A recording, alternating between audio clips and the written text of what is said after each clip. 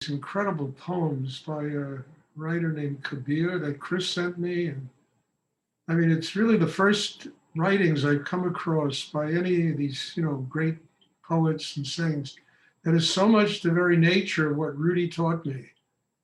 I mean, it really is right on the way he talks and the things he talks about. A very incredible book. I recommend it if you, it's Andrew Harvey did the translation. He's a pretty famous guy. And it's poems and then photographs of India. But it's amazing how close he is to the same depth of understanding that I learned from Rudy. And I was very shocked when I started reading. I said, "Oh my God, there's a guy who really understood it." 500 years ago. So please work very deeply inside, and we'll have a meditation class. Unmuted, everyone. And if anyone has a question, I would be happy to try and answer.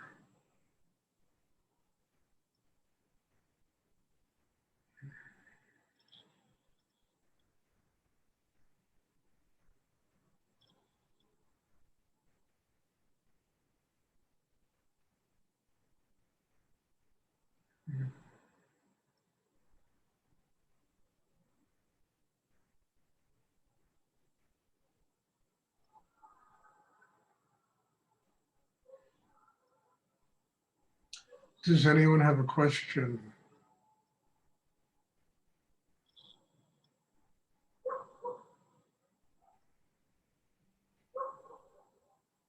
Stuart, can you talk about the correlation between softening and surrendering and how that helps us to strengthen the chakra system?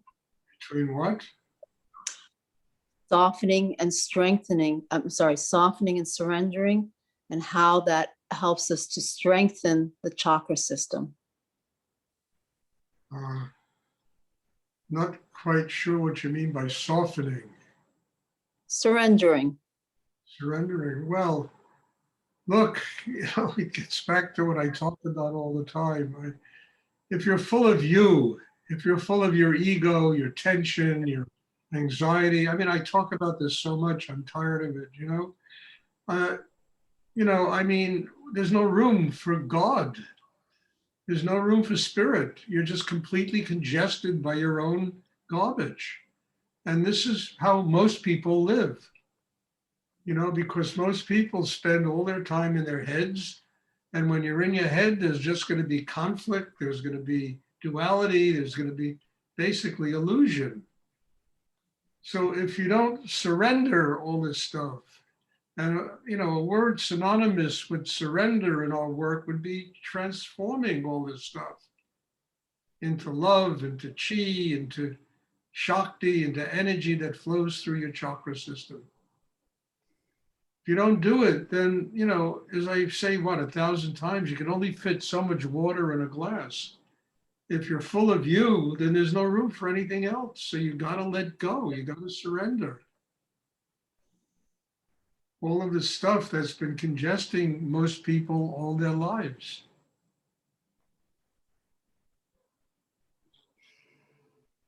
I mean, this is the key to a spiritual life. As I say, if you're full of you, there's no room for God. You know better than God. You are full of you. Even unconsciously, we're full of ourselves. You understand, we're so conditioned to live in certain ways that it's really difficult to let go of even our tension and the things that are poisoning us. So, learning how to do this builds inner strength. It builds determination. And as soon as you start getting a taste of God, then your whole need inside changes. All the economic things and the related all become secondary to a need to have a spiritual life. And then it provides whatever you need to grow. You don't have to do it, it just provides it, you know? All you have to do is be intelligent enough to how to use it consciously.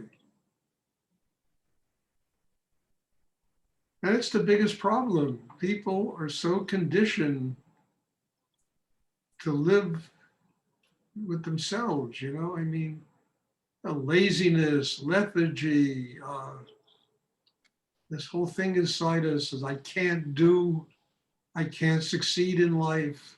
The fear of money, the fear of relationships, the fear of life.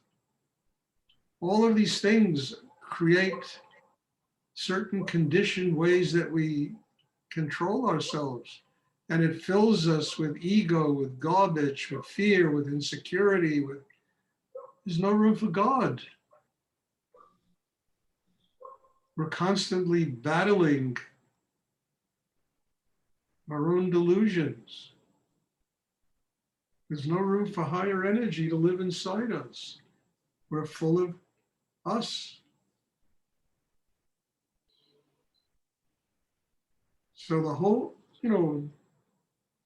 purpose of this meditation is to learn how to transform us,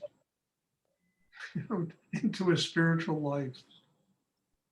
All of our fear, our anxiety, our insecurity, our things we've been living with since we were children, we have to transform all that stuff into a spiritual life. And if we don't do it, we're just stuck with it. Don't complain because that's what you're stuck with, and you don't make the effort inside to transform it, to change it.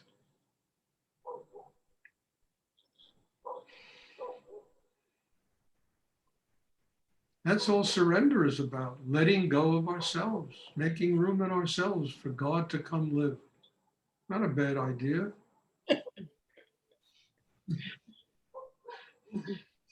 I made it. It's really a very good idea. Most people should be so tired of themselves. It's enough already. Enough. I know this creature I'm living with most of my life.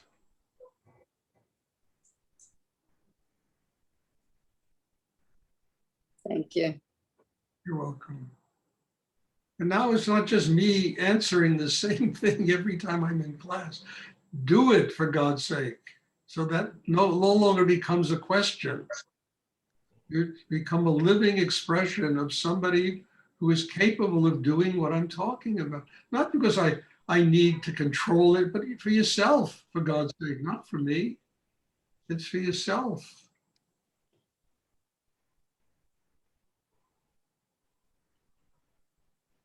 Does anyone else have a question they would like to ask?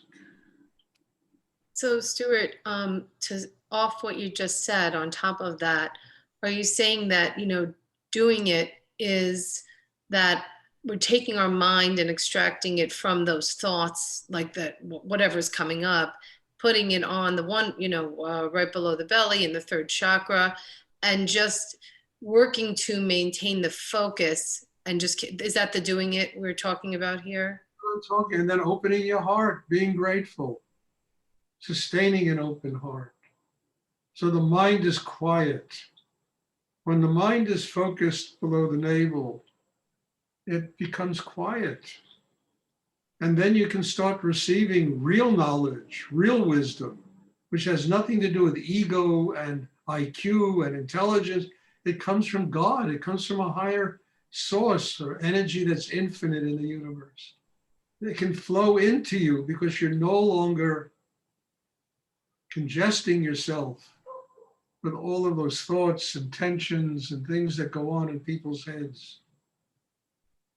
So you're receiving real knowledge, real wisdom. You're building the third chakra, so you have chi, you have power to sustain this. You open the heart, love, gratitude, love, compassion.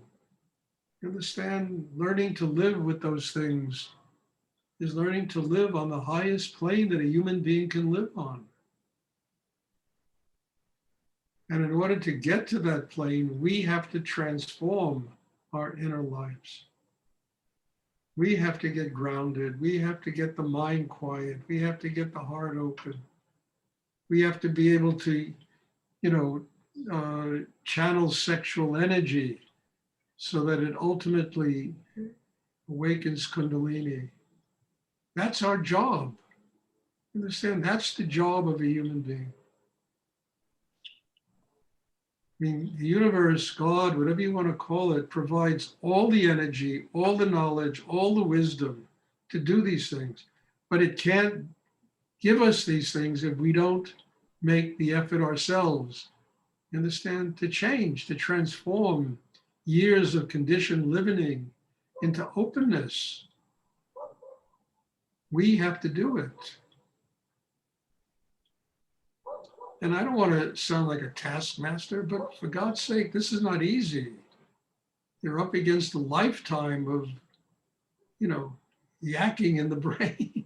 You know, it's a lifetime of this voice that never shuts up in the human brain.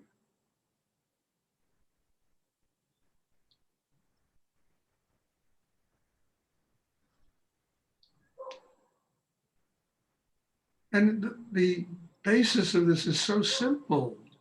It's just opening, developing a chakra system. Not that it's easy, it's simple. It's not some complicated aesthetic and, you know, all of this stuff you read in books about the cosmos and, all that, whatever, cosmology and cosmogony and et cetera, et cetera. Nothing to do with that. It is simply developing a chakra system.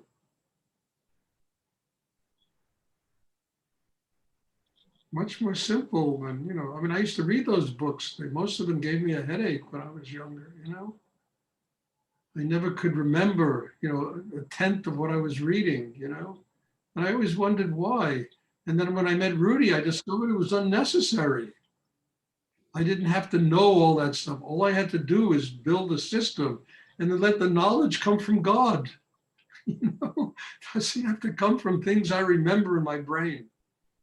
It comes from God.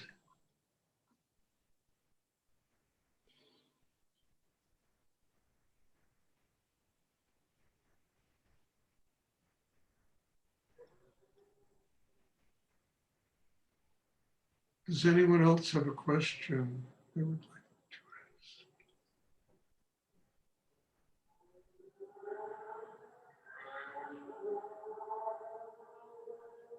Stuart, I just wanted to acknowledge, because my question was also going to be about surrendering. So I love when it comes up with someone else, because then I feel like it's in the field. And I'm just humbly asking you, be patient with us. Because I feel like each time I'm in a different place to hear it differently, and I understand it from a different place. So I am grateful for your explaining it 1,000 times. It's always new. So thank you. Okay. I'm grateful for you being in the class and asking this 1,000.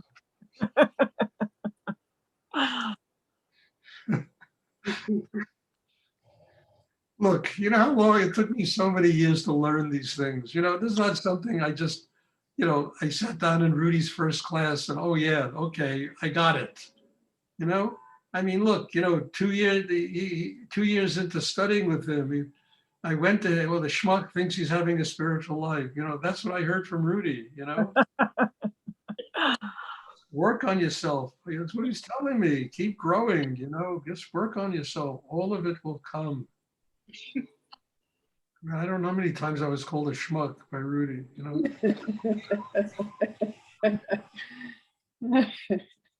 would point to people who I never could see them as, oh, look how great they are and look how wonderful they are as teachers. But tell me this. And then he would say, look at you, you're such a schmuck.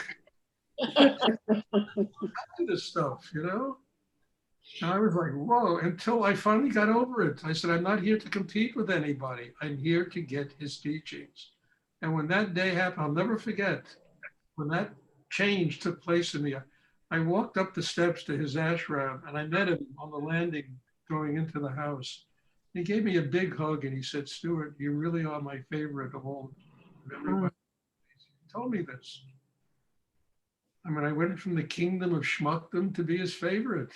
I didn't work for myself. You understand? If I didn't, I would go right back into the kingdom of schmuckdom again, you know? Understand? It's doing the work that is the key to all of this. Because everybody's kind of a schmuck, everybody in life, you know? I mean, you listen to all these politicians that run the world, they're all, my God, they're all insane, you know? They're all insane. And well, people are like, we live in a zoo. I mean, I once wrote in one of my books, you know, life is a circus, but nobody goes to a circus to have a lousy time. And it's really true. We come here to learn how to be full of love and joy and, you know, and not to get caught up in the circus.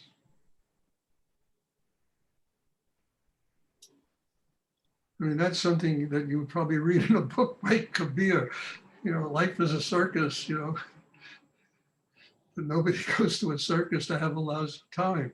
You know, it's really true. I mean, we come here to learn how to be happy and to love and to live interesting lives. And I'm waiting for this COVID thing to get, although life has been pretty interesting, you know, but I wanted to get over it so it can really get interesting.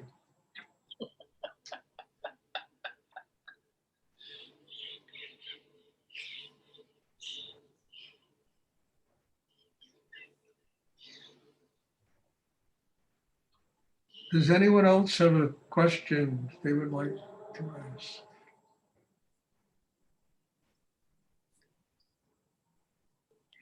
I'd like to clarify about the gratitude, one piece of that, Stuart, which is I get the sense that you're talking about a sense of gratitude. However, I experience gratitude a lot as thought forms, like an idea of what brings me gratitude. So can you just say something to the gratitude you're speaking of? It's, you know, look, it's not an idea of it because that's in your head. It's a living experience of gratitude. Your heart melts, you know, it opens. You know, you are in love with life. And you're in love with this great gift that we all have called life. And you're grateful for it. It's not something in your brain. It's a living experience of this. I mean, if you conceptualize gratitude, you're going to turn it into something sterile. But if your heart opens and you have that feeling in your heart of just that deliciousness of what kind of miracle life is, you know that feeling? You've ever had it? You Sure. know? Well, that's Yes. what I'm talking about. I'm not talking about, well, my God, you know, you got a present and I'm in your head, you say, oh my God, that's wonderful. Or, you know, something like, you know, it just becomes conceptualized. It becomes sterile. I mean, I sit in front of all of you. I have so much gratitude.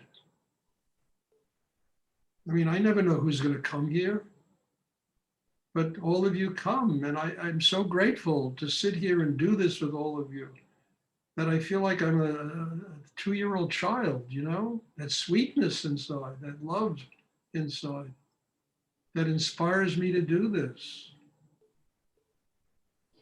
Oh, who the hell would want to do this? This is really hard work. You know, I mean it.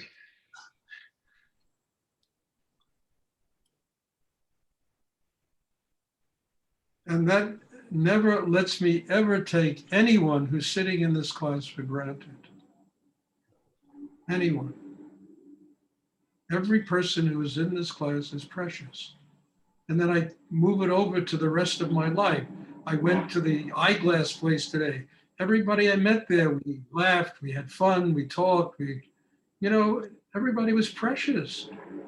I mean, I remember Rudy once said, he said, look, if you all don't want what I teach, I'll just leave it on a table in a Chinese restaurant.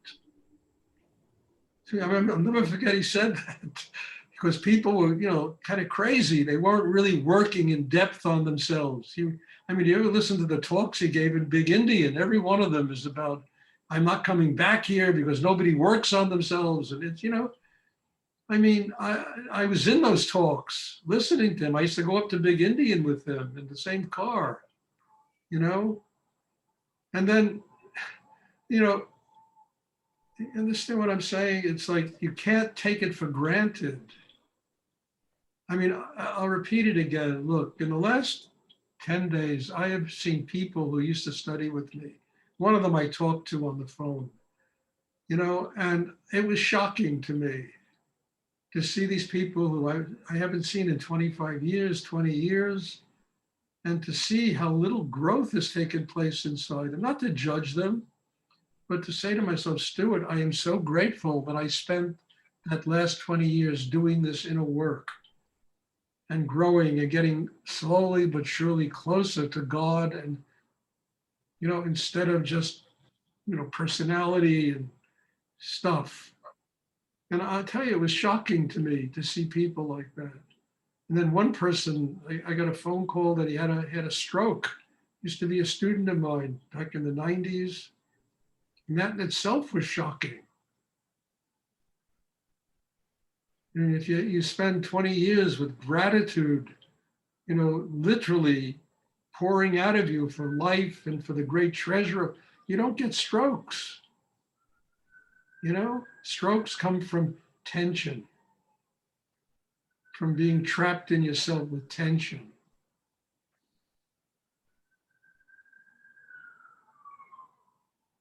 So I had a kind of a long conversation with, he could barely talk on the phone. It broke my heart. So I used to like this person very much. And it broke but I hadn't seen him in literally 20 years. Don't take it for granted. Do your work. If it's not this work, some work that you got to do every day to develop yourself. I'm not here to keep people doing what I do. If people want to learn what I learn, they'll come. I can't make them come, In fact, if somebody doesn't come for 2 or 3 weeks, I take their name off the list. I'm tired. I used to chase people. I don't do it anymore. If somebody wants it, they will come. And then they will not only come, they will make the effort to be here and to do it and to grow. And then, boy, I see them and my heart just fills with all kinds of gratitude to have people like that in my life.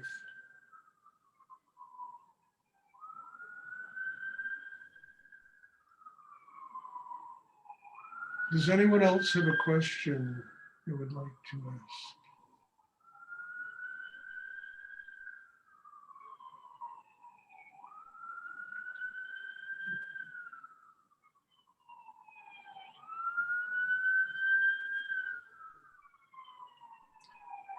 Okay, well, thank you. God bless you all. And I hope you take these things that it's not Stuart talking, it's really a higher energy coming through. Take them deep inside. They're precious. And don't just come while I'm in meditation. It requires a different level of concentration and focus in order to do this work in great depth. So thank you and bless you all for being here, and you have a wonderful evening, and there'll be class tomorrow evening. And I'm looking forward to seeing everybody. God bless you. Thank you, Stuart. Thank you very much.